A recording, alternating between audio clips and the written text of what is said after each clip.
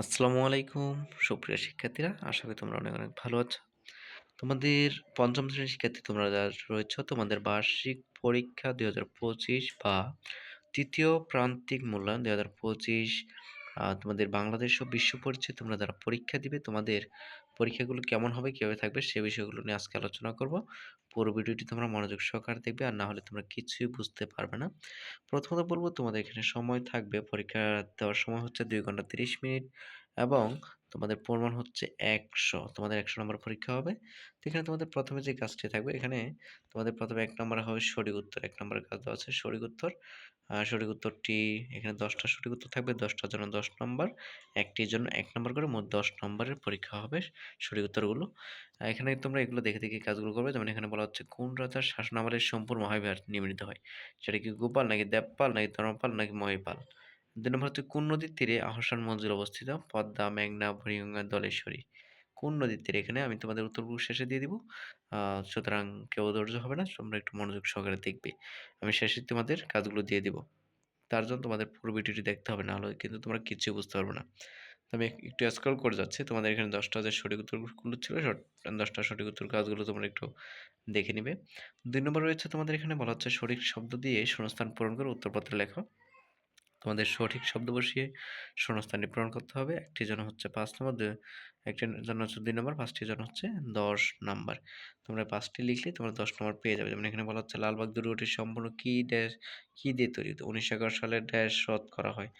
কি রদ করা হয়? এরকমভাবে দিতে হবে। এরপর 3 নম্বর রয়েছে শুদ্ধ অশুদ্ধ। 3 নম্বর কাজগুলো দিবে। যেমন এখানে ক নম্বর বলা হচ্ছে, 1610 সালে ঢাকায় রাজধানী স্থাপন করা হয়। খ নম্বর হচ্ছে, নবাব সিরাজউদ্দৌলা 25 বছর বয়সে নবাব হন। এগুলো কি শুদ্ধ নাকি অশুদ্ধ? এরকম করে তোমাদের আনসারগুলো দিতে হবে। এরপরে যে 4 নম্বরে যে কাজগুলো রয়েছে, 4 নম্বরের কাজগুলো আমরা একটু দেখে নিব। তোমরা দেখতে পাচ্ছ 4 নম্বরের কাজগুলো রয়েছে, যেখানে বলা হচ্ছে, বাম পাশের বাক্যাংশের সাথে ডান পাশের বাক্যাংশের মিল করে উত্তরপত্রে লিখো। তো বাম পাশে এখানে কিছু বাক্য দেওয়া আছে, ডান পাশে কিছু সালের মতো দেখা যাচ্ছে, এগুলো রয়েছে। তো এগুলো থেকে তোমরা যে কাজগুলো দিবে, ক নম্বর বলা হচ্ছে, ভাষা আন্দোলন, তাহলে ভাষা আন্দোলন কত সালে হয়? এখানে দিবে তোমরা 1952 সাল। গণঅভ্যুত্থান কত সালে হয়? 1969 সাল। 6 দফা আন্দোলন হয় 1966 সালের সাথে তোমরা মিলকরণ করবে। মুক্তিযুদ্ধ কত সালে হয়? মুক্তিযুদ্ধ 1971 সালে হয়। এটির সাথে এটা তোমরা এভাবে মিলকরণ করবে।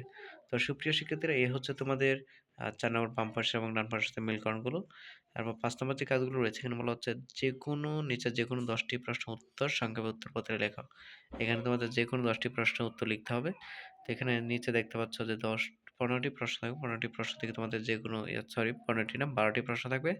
12টি প্রশ্ন থেকে যেকোনো তোমাদের 10টা প্রশ্ন উত্তর দিতে হবে। 5 নম্বর তোমরা যে কাজগুলো দিবে, যেখানে বলা হচ্ছে, নিচের যেকোনো 10টি প্রশ্নের উত্তর দিতে হবে। তোমরা একটি প্রশ্নের মান হচ্ছে 3 নাম্বার করে, 10টি প্রশ্নের মান হচ্ছে 30 নাম্বার। তো এখানে যে প্রশ্নগুলো উত্তরগুলো রয়েছে, সেগুলো আমরা এখন একটু পড়বো যে আসলে কি বলা হচ্ছে প্রশ্নগুলো। উত্তরগুলো কি হতে পারে সেগুলো একটু জানবো। যে ক নম্বর প্রশ্ন হচ্ছে, ঐতিহাসিক নিদর্শনগুলো কোথায় রাখা হয়? খ নম্বর প্রশ্ন, পাহাড়পুর ঐতিহাসিক নিদর্শনটি সম্পর্কে সংক্ষেপে লেখো। গ নম্বর প্রশ্ন, ময়নামতি সম্পর্কে 3টি বাক্য লেখো। ঘ নম্বর প্রশ্ন, কোম্পানির শাসন কি? ঙ নম্বর প্রশ্ন হচ্ছে, বঙ্গভঙ্গ সম্পর্কে সংক্ষেপে লেখো। চ নম্বর প্রশ্ন হচ্ছে, নারীরা মুক্তিযোদ্ধাদের কিভাবে সাহায্য করে? ছ নম্বর প্রশ্ন, 14 ডিসেম্বর শহীদ বুদ্ধিজীবী দিবস পালন করা হয় কেন?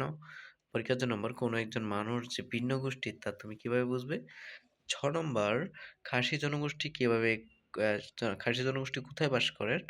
ও নম্বর হচ্ছে, নৃগোষ্ঠীর ভাষা সম্পর্কে লেখো। ট নম্বর প্রশ্ন, জাতিসংঘ প্রতিষ্ঠার কারণ কি? ঠ নম্বর, ইউনেস্কো কি?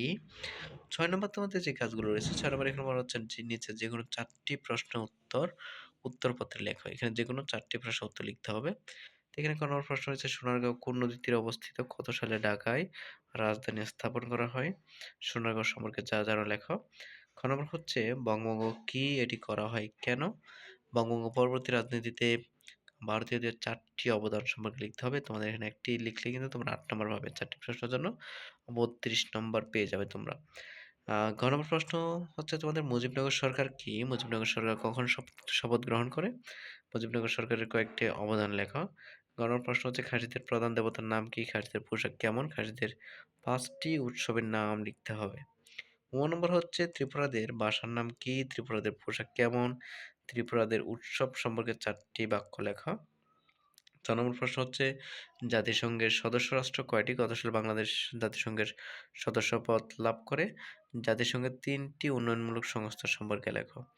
তো এই ছিল মূলত তোমাদের বাংলাদেশ ও বিশ্ব পরিচয় বিষয়ের তোমাদের সাজেশনগুলো। এখন সেগুলো উত্তরগুলো দেখাবো। তোমরা একটু উত্তরগুলো দেখে নাও। উত্তরগুলো কোনটা কি হচ্ছে। তো এখানে দেখতে পাচ্ছ উত্তরগুলো রয়েছে স্পেশাল ওয়ার্ল্ড টেস্ট, এখানে কাজগুলো রয়েছে। ১ নম্বরে যে সঠিক উত্তরগুলো ছিল, সঠিক উত্তরগুলো তোমরা দেখতে পাচ্ছ। এখানে ১ নাম্বার থেকে ১০ নম্বর পর্যন্ত এগুলো মিলিয়ে নিবে। ২ নম্বর রয়েছে যে কাজগুলো ছিল সেগুলো তোমরা এই যে উত্তরগুলো মিলিয়ে নিবে। ৩ নম্বর হচ্ছে শুদ্ধ, অশুদ্ধ এগুলো দেখছ। আর ৪ নাম্বারগুলো হচ্ছে বাম ডান, সেগুলো তো আমি বলেই দিলাম। সেগুলো অনুযায়ী লিখতে পারবে। এখানে একটু দেখে নিতে পারো যে এখানে কোনটার সাথে কোনটা মিলিত হয়েছে। যে ছয় দফা আন্দোলন হয়েছে ১৯৬৬ সালে, মুক্তিযুদ্ধ হয়েছে ১৯৭১ সালে। এরপর ৫ নম্বর এবং ৬ নম্বর যে প্রশ্নগুলো রয়েছে, ৫ নম্বর এবং ৬ নম্বর প্রশ্নগুলো তোমরা তোমাদের লেকচার পাবলিশন যদি গাইড থেকে থাকে সেখানে তোমরা এই অধ্যায়গুলো পৃষ্ঠা অনুযায়ী পেয়ে যাবে, বা তোমরা অধ্যায়ভিত্তিক এই প্রশ্নগুলো একটু খুঁজলে তোমরা খুব সহজে পেয়ে যাবে। তো সুপ্রিয় শিক্ষার্থীরা, আজকের জন্য এতটুকু ছিল তোমাদের সাজেশন। আশা করি তোমরা বুঝতে পেরেছ। না বুঝতে থাকলে অবশ্যই আমাদের সাথে যোগাযোগ করতে পারো। পরবর্তী ভিডিওতে আবারও দেখা হবে। তোমাদের প্রত্যেকজনের পরীক্ষা ভালো হোক, যারা তোমরা ভিডিওগুলো দেখছো। প্রত্যেকজনের শুভকামনা রইলো। Thank you so much everyone. পরবর্তী ভিডিওতে আবার দেখা হবে। তোমাদের প্রত্যেকটি পরীক্ষার সাজেশন কিন্তু এখানে দেওয়া হবে। সুতরাং তোমরা সাজেশন পেতে হলে প্যারালাল স্টাডি পয়েন্টে তোমরা নজর রাখবে যে আসলে কোন সময় কোন সাজেশনগুলো দেওয়া হচ্ছে। Thank you so much.